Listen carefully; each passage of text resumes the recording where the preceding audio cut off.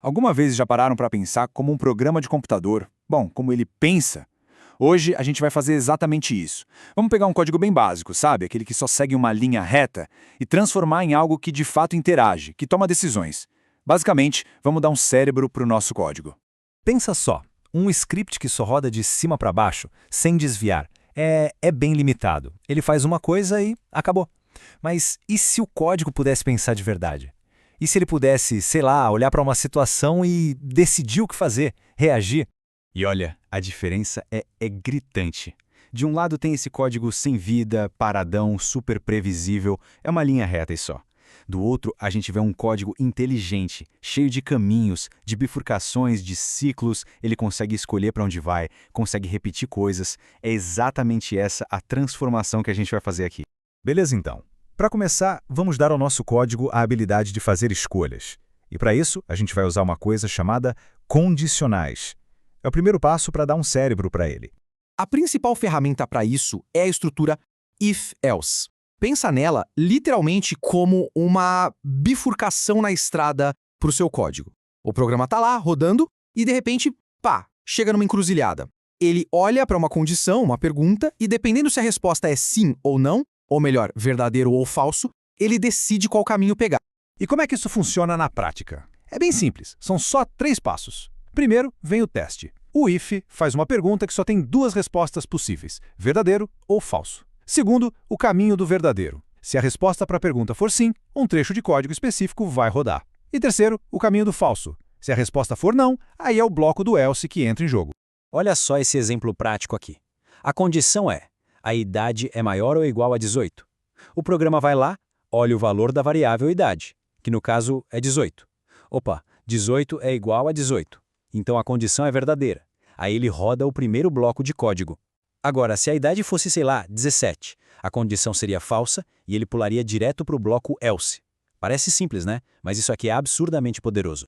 Ok, nosso código já sabe tomar decisões. Já tem o cérebro. Mas e se ele precisar fazer a mesma tarefa de novo, e de novo, e de novo? Para isso, ele precisa de fôlego, de resistência. E é aí que entram os laços de repetição, os famosos loops.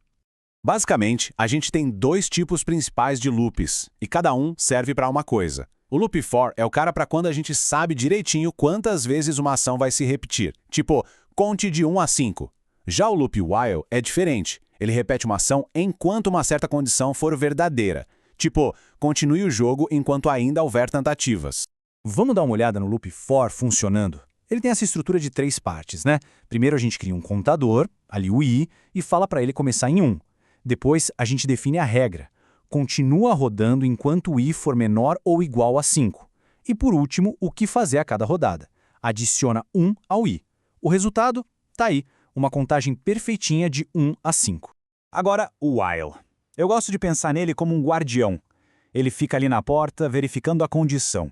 O contador é menor que 3, enquanto a resposta for sim, ele deixa o código rodar. Mas, atenção máxima para essa linha aqui, contador mais mais. Ela é super importante, porque é ela que vai aumentando o contador a cada volta. Sem ela, o loop nunca pararia. E isso nos traz a um dos alertas mais críticos da programação. É absolutamente fundamental que alguma coisa dentro do loop mude a condição. Se isso não acontecer, se a condição nunca se tornar falsa, o programa fica preso, para sempre. É o famoso e temido looping infinito. Ok, então, agora a gente já tem o cérebro, que são os condicionais, e o fôlego, que são os loops. Chegou a hora de juntar essas 2 coisas e construir algo de verdade, um joguinho de adivinhação. O primeiro passo é criar a estrutura principal do jogo. A gente vai usar um loop while, que vai ser tipo o motor do nosso game.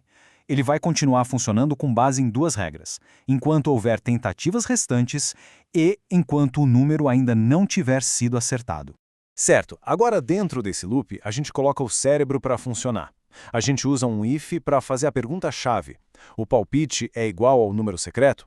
Se a resposta for sim, ótimo. A gente dá os parabéns e, muito importante, muda a variável acertou para true.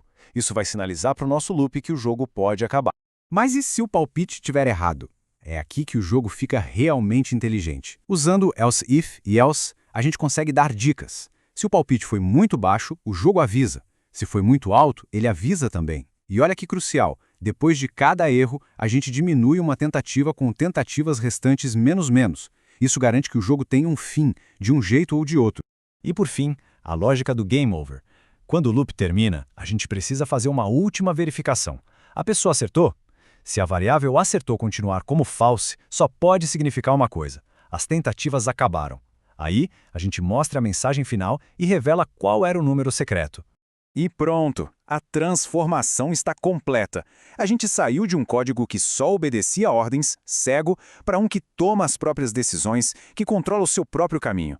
É, sem dúvida, um novo patamar na programação. Então, o que fica de mais importante?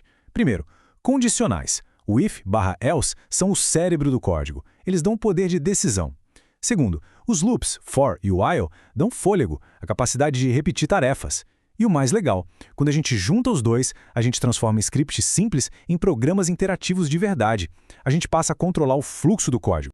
Isso tudo nos deixa com uma pergunta para pensar, né? Agora que um código pode ter cérebro e fôlego, o que mais a gente pode ensinar ele a fazer? A partir daqui, as possibilidades são praticamente infinitas.